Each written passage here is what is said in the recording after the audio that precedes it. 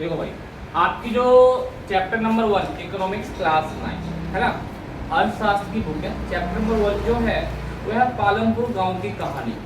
अब देखो इस गांव की कहानी के बारे में क्या चीज़ है, पहले तो मैं ऊपर से बता दूं कि ये गांव है पालमपुर, और इसके अंदर लोग क्या कर रहे हैं, अपने लाइफ दैनिक जीवन को जीने के लिए कुछ ये कार्य कर रहे हैं। क्या कर रहे हैं? कुछ ये कार्य, ठीक है। कार्य बहुत प्रकार के होते हैं, कार्य बहुत प्रकार के होते हैं, ठीक है।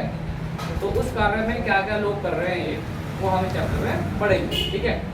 अब आपको पता है अर्थशास्त्र, पहली बात तो अर्थशास्त्र होता क्या है पहले तो हमें पता होना चाहिए, क्योंकि हम ये बुक पढ़ रहे हैं अर्थशास्त्र। देखिए अर्थशास्त्र का मतलब ये होता है कि जो हम अपने देश या अपने गांव या कुछ भी बोल दो, अपने गांव या देश के अंदर हमें कैसे अपनी जीवन को जीना है ना, कैसे अपने जीवन को जीना है। तो इसके अंदर आता है काम कैसे करोगे आप, पैसे कैसे कमाओगे आप, है ना। उस पैसे का कमाने के बाद उसका आप यूज कैसे करोगे, कहाँ इन्वेस्टमेंट करोगे जहाँ से आपको क्या है प्रॉफिट आए, मतलब आपका इनकम कैसे जनरेट करोगे, आप अपना इनकम कैसे जनरेट करोगे, ये सब चीजें हम किसमें पढ़ते हैं, अर्थशास्त्र में पढ़ते हैं, ठीक है। एक देश को अच्छा बनाने के लिए अर्थशास्त्र की बहुत ज्यादा जरूरत होती है, ठीक है बेटा, कोई डाउट तो नहीं है यहाँ तक। ये आप 11th क्लास जब 10th में भी पढ़ेंगे, 11th क्लास में आप इकोनॉमिक्स लेंगे उसमें भी पढ़ेंगे, 12th में पढ़ेंगे, आगे तक पढ़ते रहेंगे, बहुत ज़्यादा हर क्लास में ये रहता है, ठीक है बेटा। देखिए अब क्या कह रहा है, उत्पाद और मांग अर्थशास्त्र का मूल विचार है। उत्पाद और मांग अर्थशास्त्र का मूल विचार है, मतलब एक बेसिक चीज होती है production and demand. Production and demand, ठीक है। प्रोडक्शन का मतलब क्या होता है, किसी भी चीज को अपना पड़ेगा। तो प्रोडक्शन का मतलब क्या होता है कि आपने क्या कितना चीज बनाया, कितना चीज आपने, मैंने बोला कि भाई आप, मेरा फैक्ट्री है, किसका, मेरा फैक्ट्री है बिस्किट का, तो मैंने बिस्किट कितना बनाया, वो मेरा क्या हो जाएगा, प्रोडक्शन। मेरा क्या हो जाएगा वो, कि एक दिन में आपने कितना बनाया, 10 दिन में कितना बनाया, वो मेरा प्रोडक्शन हो गया। मांग क्या होता है, डिमांड क्या होता है, डिमांड का मतलब ये है बेटा कि जो सामने वाला है वो हमारी चीज को कितना मांग रहा है। अगर मान लो मैं बिस्किट बना रहा हूँ और सामने वाले को बिस्किट की जरूरत है, तो मेरे से आगे मांगेगा ना वो, भैया मुझे 10 पैकेट दे दो बिस्कुट, 5 पैकेट दे दो, ये क्या हो गया, मांग। क्या हो गया ये, डिमांड हो, क्या हो गया ये, डिमांड। लेकिन नहीं, डिमांड हो, क्या हो गया ये, डिमांड, ठीक है। जैसे कि मैंने बोला कि मेरा जो है दिल्ली के अंदर मेरी डिमांड ज़्यादा है। क्यों डिमांड ज़्यादा है, क्योंकि मैं फीस कम लेता हूँ, पढ़ाता अच्छा हूँ, रिजल्ट अच्छा आता है मेरा, मैं फीस कम लेता हूँ औरों से, है नहीं है। तो इसका मतलब क्या हो गया, मेरी डिमांड है, मेरी क्या है डिमांड। तो दो चीज था, एक क्या था बेटा, डिमांड, और एक क्या था, प्रोडक्शन, मांग और उत्पाद। क्लियर है, मांग उत्पाद। अब आइए देखिए, पालनपुर जो गांव है यहाँ पर जो कृषि मुख्य क्रिया है, कृषि कैसा है बेटा, मुख्य क्रिया है। आपसे पूछ देगा कि पालनपुर गांव में मुख्य क्रिया क्या है बेटा, तो कृषि है ना, एग्रीकल्चर। क्या है बेटा, एग्रीकल्चर, कृषि बहुत ही मुख्य क्रिया, पक्का क्वेश्चन नंबर में आता है पेपर में, याद रखिएगा इस चीज को। जबकि अन्य कई क्रिया और भी इसके अलावा क्रिया है, लेकिन मुख्य क्रिया जो होता है ना यहाँ पे वो है कृषि। अन्य क्रिया क्या क्या है बेटा, लघु स्तरीय विनिर्माण, लघु स्तरीय विनिर्माण, मैन्युफैक्चरिंग, छोटे छोटे से फैक्ट्री जहाँ पे मैन्युफैक्चरिंग की जाती है। फिर डेयरी है, परिवहन है, और डेयरी, डेयरी का मतलब क्या होता है, डेयरी जहाँ पर पशुपालन होता है और दूध का काम वहाँ पे होता है, तो डेयरी कहते हैं। आगे अब यहाँ पे क्या है देखिए, हाँ सर कृषि क्या होता है, कृषि का मतलब ये होता है बेटा जहाँ पे आप खेत वेत में जाते हो, आप फसल उगाते हो, तो इसको हम क्या बोलते हैं बेटा, कृषि। क्लियर है यहाँ तक। पालनपुर आस पड़ोस के गांवों के कस्बों से जुड़ा हुआ है, और एक बड़ा गांव रायगंज, कौन सा गंज, रायगंज, पालनपुर से 3 किलोमीटर की दूरी पर स्थित है। हर मौसम में यह सड़क गांव को रायगंज और उससे आगे सीमा पर छोटे कस्बे शाहपुर से जोड़ता है, और इस मार्ग पर गुड़ और अन्य वस्तुओं की लदी हुई बैलगाड़ी भी भैंस बग्घी से लेकर अनेक तरह के वाहन, मोटरसाइकिल, जीप, ट्रैक्टर, ट्रक देखने को हमें मिलते हैं, जो सामान को इधर से उधर ले जाते हैं ना, ट्रांसपोर्टेशन का काम करते हैं। सर किसका, गुड़ का, गुड़ जो भी कुछ भी सामान वामान हो उनको उनको एक जगह दूसरी जगह पहुंचाना है, तो उसके लिए आप क्या करोगे, आप ट्रांसपोर्टेशन का काम करोगे, नहीं करोगे। हाँ तो गाड़ी ले लिया, जीप ले लिया, बैलगाड़ी ले लिया, भैंस बग्घी ले लिया, है ना, ये सबसे आप क्या करोगे, एक जगह दूसरी जगह आप सामान पहुंचाते हो।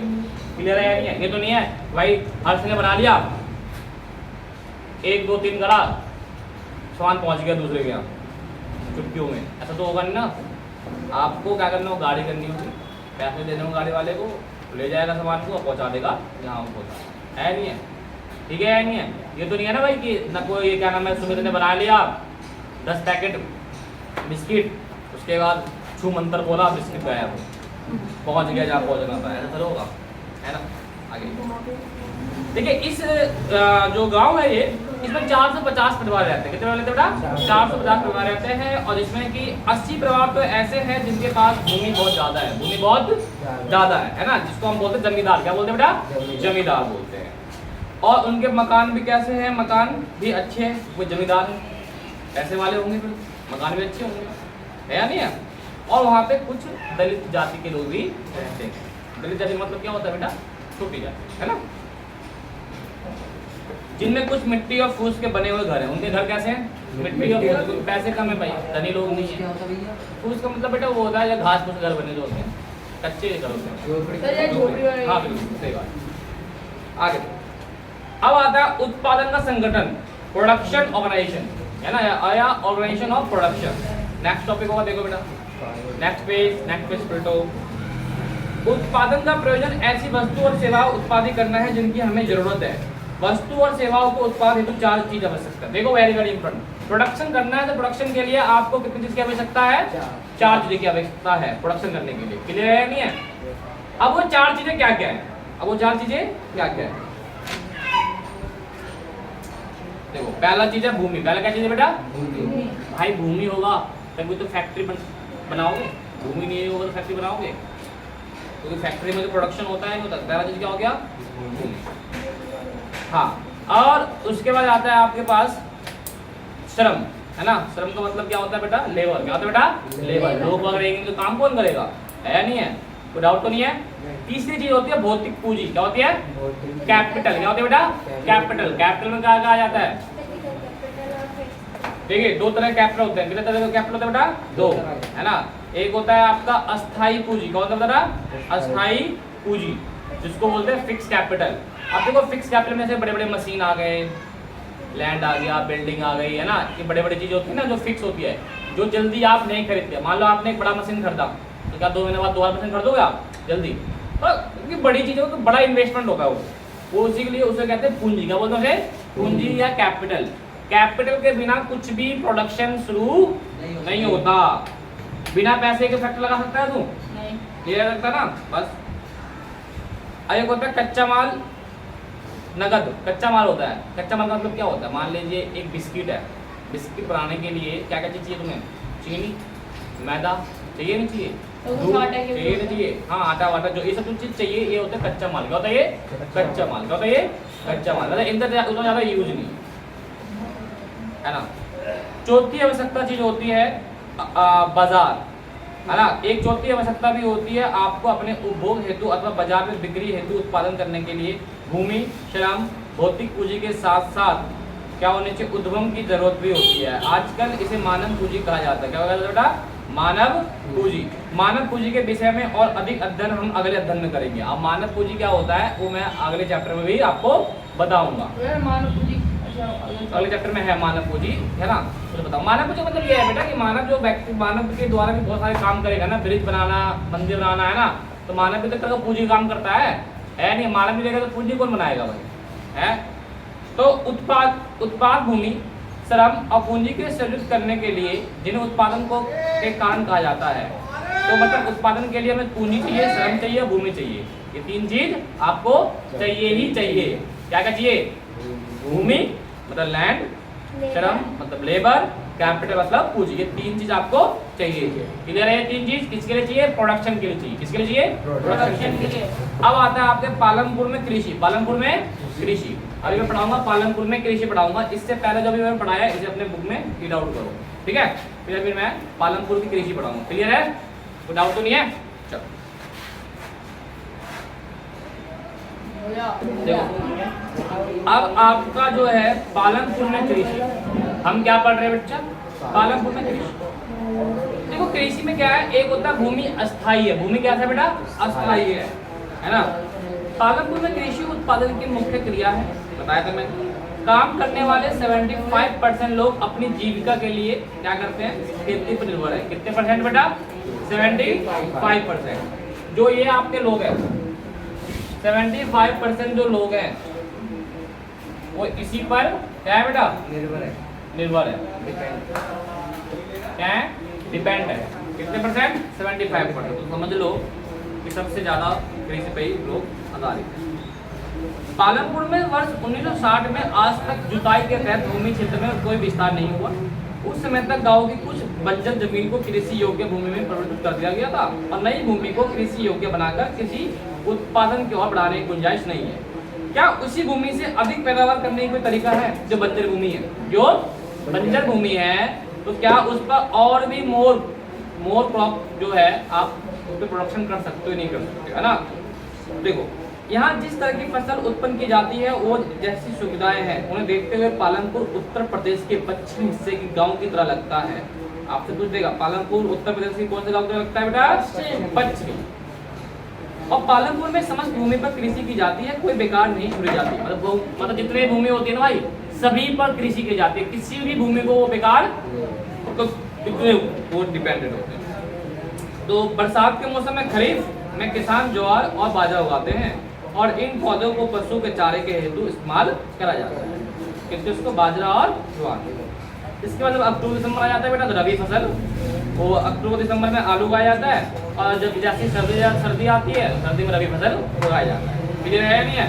तो आपको एक होमवर्क दे रहा हूँ, रबी खरीफ और जायद में अंतर बताइए। रबी खरीफ और जायद में अंतर बताइए। 3 तरह की फसल होती है, तीनों में अंतर बताना है आपको, घर से लिख के लाना तीनों का अंतर, ठीक है। आप देखो, आप पढ़ना था तुमने पहले, आ गया। भूमि के एक भाग में गन्ने की खेती भी की जाती है जिसके वर्ष में एक बार कटाई की जाती है। गन्ने अपने कच्चे रूप में या गुड़ के रूप में शाहपुर के व्यापारियों को बेचा जाता है। या तो गन्ना बेच दो या गन्ने से बना लो गुड़ बना लो। क्लियर है या नहीं है? यहाँ तक कोई डाउट है? नहीं। आगे देखो, देखो एक इसमें पॉइंट्स है, बहुविधि फसल प्रणाली। बहुविधि फसल प्रणाली इंग्लिश में होगा मल्टी, है ना। मल्टी जो है, मल्टी मेथड जो होता है वो क्या होता है, देखो एक साल में किसी भूमि पर एक से ज्यादा फसल उत्पन्न करने को बहुविधि फसल प्रणाली कहते हैं। यहाँ पे ये टॉपिक है, मतलब कि एक भूमि है और एक साल में किसी भूमि पर एक से ज्यादा फसल उगा लो। क्या उगा लो? एक से ज्यादा। मान लो ये भूमि है और कितने साल में, एक साल में गन्ना उगा लिया, आलू उगा लिया, एक साल के अंदर ही मिर्च उगा लिया, तो क्या हो गया, एक से ज्यादा फसल उगा लिया मैंने एक ही जमीन पर। एक ही जमीन पर अगर एक ही जमीन पर एक से ज्यादा फसल उगा लेंगे तो इस मेथड को क्या कहते हैं बेटा? Multiple cropping method. हिंदी में कहते हैं आपका बहुविधि फसल प्रणाली। बहुविधि फसल प्रणाली, नाम मतलब बहुविधि, मतलब एक से ज्यादा यहाँ फसल उगाते हैं। क्लियर है यहाँ तक? डिवाइड में नहीं, उसी जमीन पर एक से ज्यादा फसल उगा लो। मैं मालूम समझ में आ रहा है? आ गया ये बेटा। एक टॉपिक है इसके अंदर हरित क्रांति। क्या बेटा? Green revolution. मिल गया बेटा? ग्रीन रिवॉल्यूशन 1960 में कराया गया था। कब देखो इसके ऊपर है 1960 में ग्रीन रिवॉल्यूशन 1960। क्लियर है? ऑरेंज कलर में जो दिया हुआ बेटा। हाँ, अब जो क्या करें, 1960 के दशक के अंत में हरित क्रांति ने भारतीय कृषकों को ज्यादा उपज वाली HYV, यहाँ समझना, यहाँ समझने की कोशिश करना बेटा।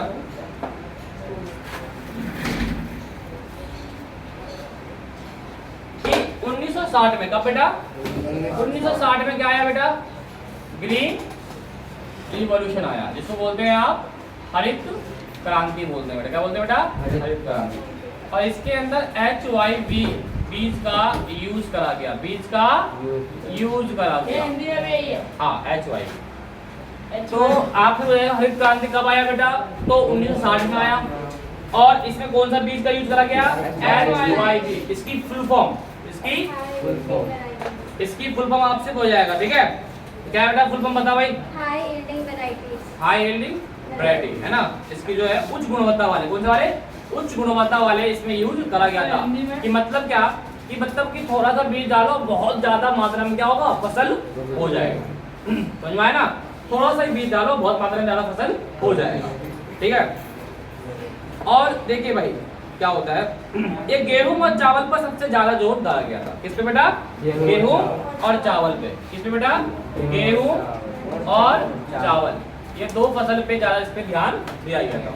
इनकी जो प्रोडक्शन बहुत ज्यादा बढ़ गया था, बहुत ज्यादा बढ़ गया था। ग्रीन रेवोल्यूशन, क्या बेटा, ग्रीन, व्हाइट रिवोल्यूशन भी होता है, गोल्डन रिवोल्यूशन भी होता है, बहुत सारे रिवोल्यूशन है, अलग अलग रिवोल्यूशन।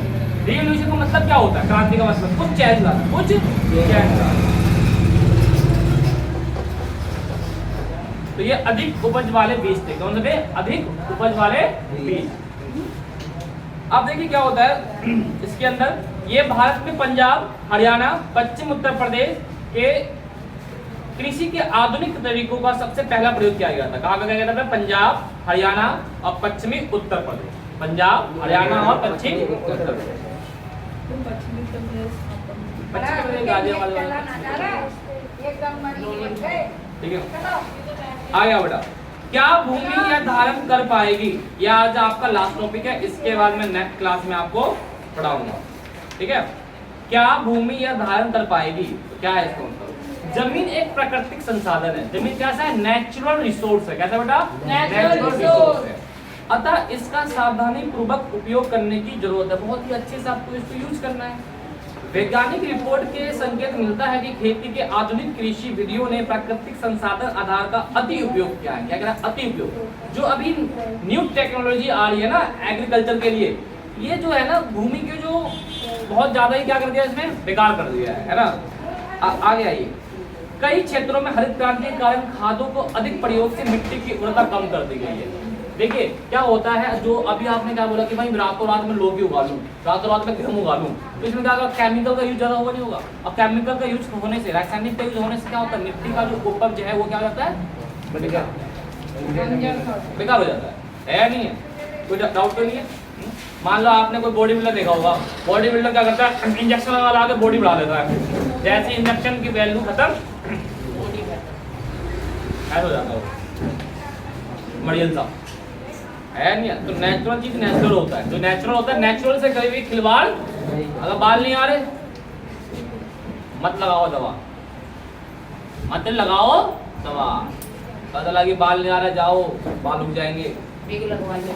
पता चला कि बाल तो हुए नहीं, कैंसर ऊपर से हो गया, ब्रेन कैंसर, स्किन कैंसर है नहीं है।